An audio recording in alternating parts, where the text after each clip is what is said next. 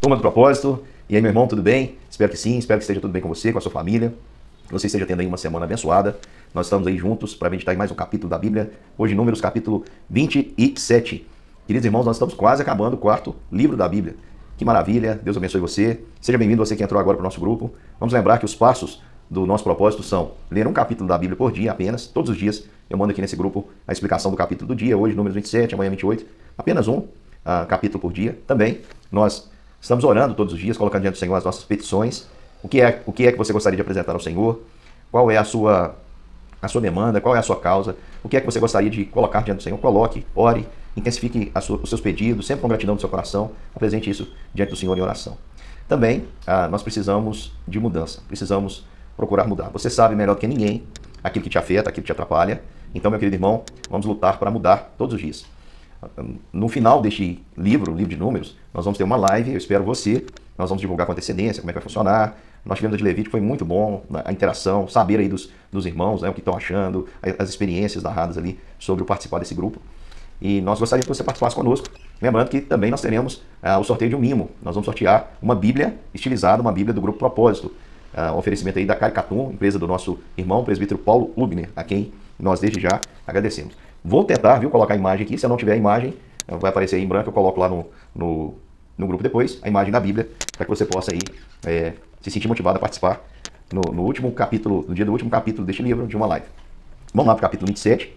O capítulo 27 vai nos trazer um detalhe interessante, que é, na primeira parte aí do versículo 1 a 11, a lei acerca dos direitos de filhas herdeiras. Aquele censo que foi feito no capítulo anterior era um censo tanto para saber os aptos à guerra, como para saber também aqueles que iriam ter herança, né, pelo nome ali dos seus pais, etc. E é interessante que no texto anterior vai nos falar de Zelofeate, que é filho de Éfer, filho de Gileade, portanto dessa tribo, aliás, da tribo de Manassés, né, de Gileade, e ele não teve filhos, ele teve apenas filhas. E o que aconteceu é que apresentaram-se diante de Moisés e diante de Eleazar, vamos lembrar que Arão já havia morrido aqui, o sacerdote, e diante dos príncipes, diante de todo o povo, à porta da tenda da congregação, dizendo: o nosso pai morreu no deserto, ele não morreu ali entre os que juntaram contra o Senhor no grupo de Corá, mas ele morreu pelo seu próprio pecado e não teve filhos, é a declaração das filhas. Porque naquela época havia um princípio de que os herdeiros seriam aqueles do sexo masculino. Então, como esse homem não teve filhos, o nome dele estava sujeito a desaparecer. E aí as filhas de Zelofeate dizem que ele morreu pelo seu próprio pecado. Zelofeate estava dentro daquele grupo dos que não creram na posse da terra que o Senhor dava por herança. Portanto, ele foi um dos que ficou aí, o cadáver ficou no deserto. E elas perguntam então: olha, nosso pai não teve filho. Por que se tiraria o nome do nosso pai do meio da sua família, porquanto não teve filhos? E elas pedem: dá-nos possessão entre os irmãos de nosso pai. E aí o que Moisés faz diante dessa questão? Porque já havia uma lei estabelecida, já havia tudo programado, havia todas as normas estabelecidas. Pela lei elas não teriam direito, porque a lei não menciona esse caso. O que Moisés fez? Mas isso parecia ser justo ao mesmo tempo. Moisés leva a causa perante o Senhor. E o Senhor é reto juiz. E o Senhor responde a Moisés dizendo: falam, as filhas de Zelofeade falam que é justo. Certamente lhe darás possessão da herança entre os irmãos de seu pai e farás passar a elas a herança de seu pai. Então tem muita gente que não conhece a Bíblia que fica dizendo que o Deus de Israel, o Deus dos judeus, o Deus dos cristãos é um Deus machista, que não se importa com as mulheres. Aqui está a prova que não é assim.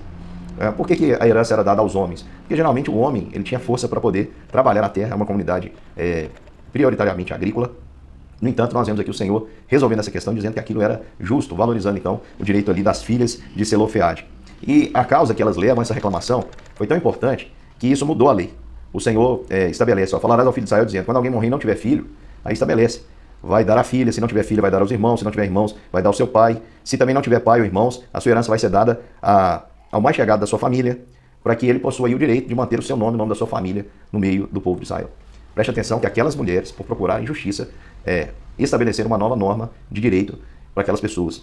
Por isso, meu querido irmão, o cristão tem que ter também fome e sede de justiça. Tem uma música de um compositor cristão que eu gosto muito, João Alexandre, e ele diz assim, em uma das suas músicas, falando sobre a situação do nosso país, política, ele diz assim: deixa que eu deixo, que todos deixam para lá. Geme essa gente sem vez e sem voz para falar. E assim funciona muitas vezes no nosso país. A gente sofre uma injustiça e permanece calado. E você não pode ser assim, meu querido irmão. Você tem que ter fome e sede de justiça. Mas a justiça muitas vezes não funciona. Não funciona não, meu querido irmão. Muitas vezes não funciona. Estou falando com propriedade porque sou da área também, né? Então posso dizer que muitas vezes a lei está desse lado aqui e a sentença legal está do outro lado. A gente não entende os motivos, são arbitrárias, são subjetivas, não seguem o que está escrito e nem olha o melhor interesse da pessoa ali, que tem muitos princípios que devem dirigir essa decisão, né, como a dignidade da pessoa humana, o melhor interesse do menor, a fragilidade, às vezes, do consumidor. Nada disso é observado e o direito, muitas vezes, é distorcido. E as pessoas, por terem o direito distorcido, muitas vezes, deixam para lá. O que você faz com isso? Você incentiva a quem é injusto a permanecer na injustiça. O caso aqui é que essas mulheres lutaram por seus direitos, acreditavam que era justo, e com isso elas mudaram todo um contexto. Então você, como cristão, também deve lutar por isso. Você deve ter fome e sede de justiça. Às vezes, isso vai te dar trabalho, isso vai te dar dor de cabeça, você não está querendo passar por essa raiva, mas em nome de Deus, muitas vezes, em nome dos outros, você precisa fazer isso, porque se todos fizerem isso, nós vamos ter as injustiças, com certeza, diminuídas no âmbito aí, jurídico, especialmente. E nós vamos ter uma evolução do direito. Isso é muito importante, né? A gente não pode abrir mão daquilo que nós temos como direito. Certa vez eu fui dar assistência a uma pessoa em um hospital em outra cidade, né? Não era aqui dessa cidade ainda, e não fui autorizado a entrar. A pessoa disse que eu não poderia, mas está na lei que a pessoa que está internada, ela tem direito a essa assistência. Não só por ser evangélica, ou protestante, ou católica, mas ela tem direito a qualquer assistência espiritual que ela desejar. E ali eu lembro que argumentei e tive que argumentar bastante para poder conseguir entrar e conseguir. E sinto que contribuí um pouquinho para tornar mais fácil a vida de quem viria depois. Porque, com certeza, como eu dei um certo trabalho argumentando ali, na hora que chegasse o outro, eles teriam o mesmo trabalho para impedir. Era nitidamente uma questão ali de crença, o hospital tinha uma crença diferente da minha, portanto não queria deixar eu entrar para dar um apoio ao paciente ali, que possuía a fé em Cristo Jesus. E consegui entrar e, com certeza, todo mundo que tentasse lá e fosse impedido devia fazer isso, porque é um direito. Então a gente deve buscar aquilo que é justo, ok? E aí, e quando eu me deparo com a lei dizendo uma coisa e o meu coração diz que seria melhor tomar uma outra decisão em prol do meu próximo, etc. e tal.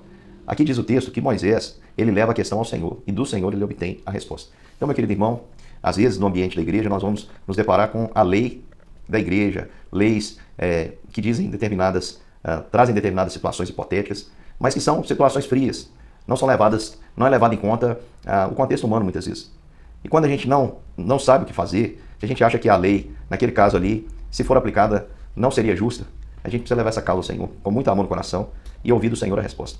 A gente precisa levar diante do Senhor tudo aquilo que não nos parece justo se nós aplicarmos a lei com o seu rigor. Vamos lembrar que a lei sem o amor, a justiça pura e cega é vingança.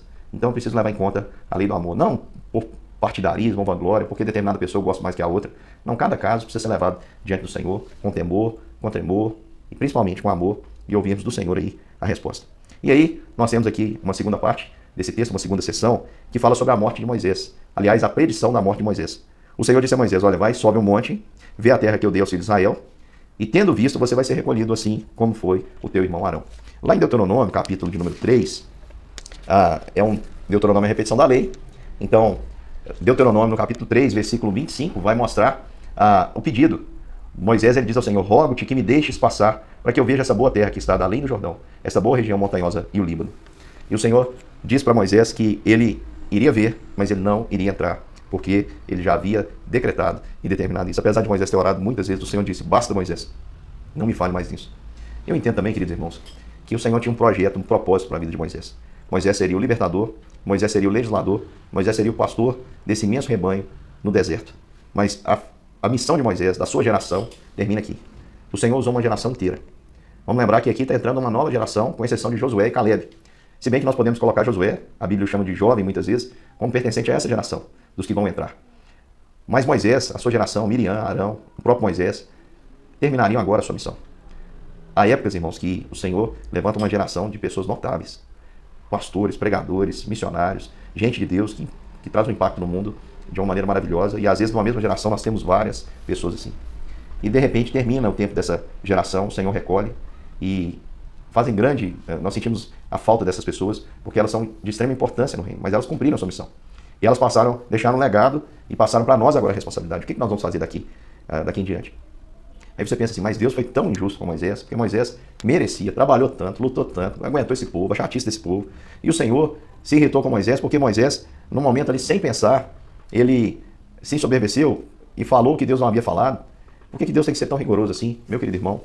Vamos lembrar que o Senhor tinha dito para Moisés, olha Moisés, vai, fala a rocha, dá água de beber ao povo. O Senhor queria mostrar a misericórdia dele, aquele povo sedento. Moisés chegou ali com Arão. A gente sabe que Moisés bateu na rocha, Arão não. Então, portanto, não foi porque bateu na rocha, mas porque falou de maneira refletida, como diz o Salmo, já mostrei aqui para os irmãos. E a fala dele refletida foi: será que teremos que fazer com que essa pedra dê água a vocês? Nós teremos que fazer isso. E Moisés ali com ira bate na rocha, mas a sua palavra é essa. Como se ele fosse o responsável por dar a água a beber, portanto, chamando o povo de rebelde, ele não santificou o nome do Senhor. Porque o Senhor seria santificado ali na demonstração da sua misericórdia e graça, e Moisés quis demonstrar a sua ira, a sua fúria, e isso não foi agradável aos olhos do Senhor, e por isso o Senhor disse: olha, vocês não vão entrar, nem você nem Arão entrarão na terra de descanso, na terra que eu daria a vocês, na terra que mana leite e mel. E aqui, Moisés já está conformado. O versículo 14 diz: porquanto no deserto de Sim, lembrando desse episódio, foste rebelde ao meu mandato, de me santificar nas águas diante dos olhos, são essas as águas de Meribá. E aí, então disse Moisés ao Senhor, que ele está conformado, e ele diz ao Senhor: Senhor, autor e conservador de toda a vida. Senhor, o Senhor que é o autor e que manteve esse povo todinho, com tudo que precisava nesse deserto. Ponha um homem sobre essa congregação. Ponha um homem, não um menino. Deus precisa de homens. Meninos não têm lugar na liderança do povo de Deus. Menino faz coisa de menino. O apóstolo Paulo diz: olha, quando eu era menino, eu pensava nas coisas de menino, buscava as coisas de menino. Quando eu deixei de ser menino, quando eu passei a ser homem, eu deixei de desistir das coisas próprias de menino. Como é que a gente sabe quando nós estamos diante de um menino? É porque o menino, ele prefere coisas a pessoas. Os meninos, né, as crianças, quando tem festa, não sei qual que é a festa que você mais gosta, mas eu, por exemplo, sempre gostei muito das festas de fim de ano. Natal principalmente, porque é um tempo em que nós reunimos a família. E lá, na minha infância, eu gostava dos presentes. Mesmo tendo uma vida muito simples, os presentes sempre eram bem simples mesmo, mas eu ficava na expectativa do que eu iria ganhar no Natal. Era menino, gostava das coisas. Quando eu era adolescente, eu ainda tinha muitos traços como menino, porque eu passei a gostar da comida. Eu pensava no que eu haveria de comer. Hoje, sendo homem, o que eu mais gostaria no Natal é encontrar as pessoas que eu amo. E que não é muitas vezes possível, né? Porque eu estou muito distante de casa. Mas quando a gente chega a ser homem, a gente entende que quem gosta de coisas, quem pensa no próprio apetite, é menino, é adolescente, está em fase de crescimento. A gente, como homem, prefere as pessoas. Moisés era um homem de Deus. Quantas vezes Moisés preferiu esse povo?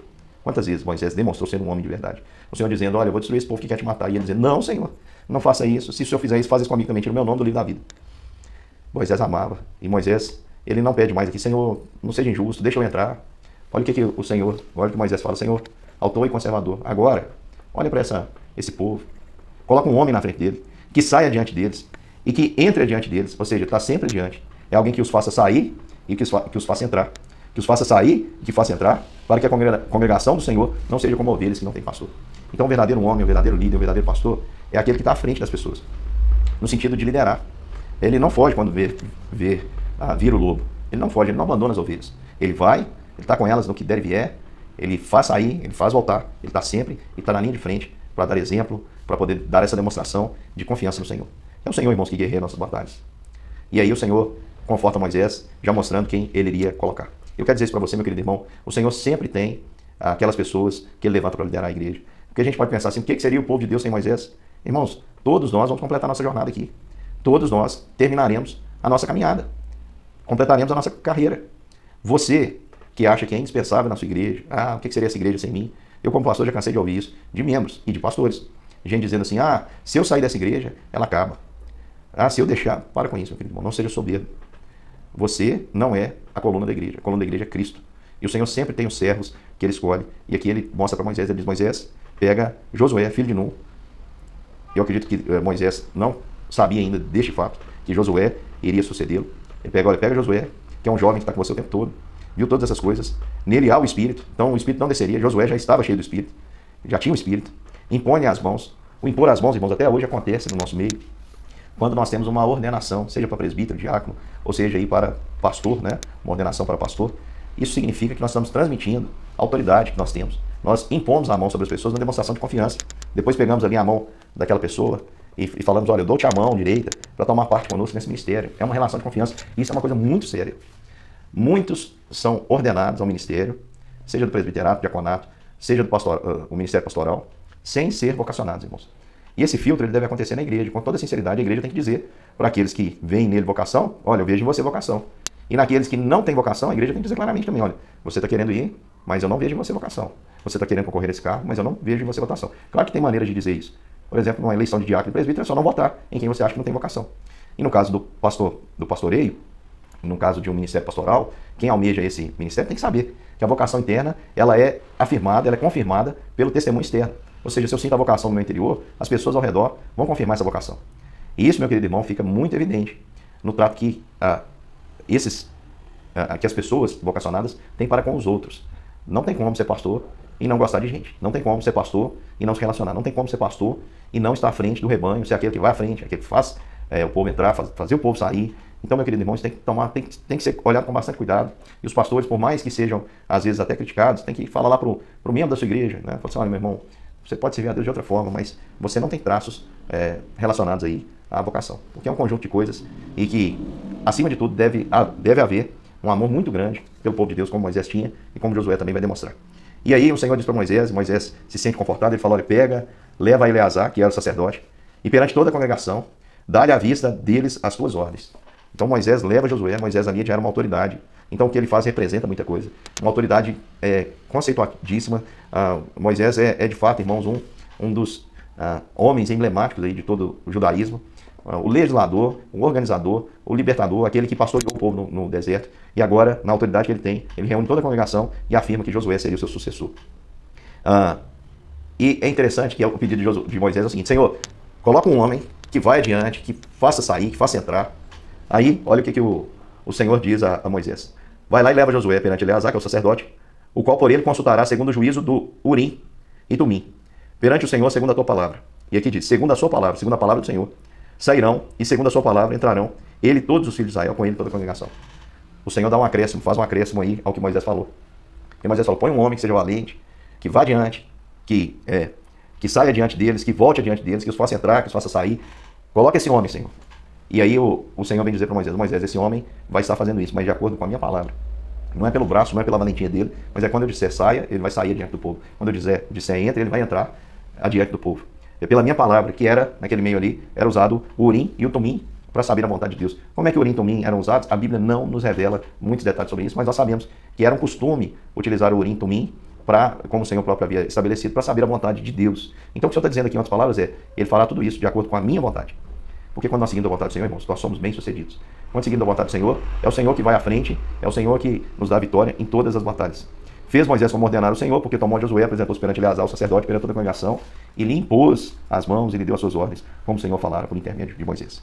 Então aqui chega ao fim o ministério de Moisés, transferindo agora o bastão nessa corrida de revezamento, transferindo a responsabilidade da condução do povo a Josué.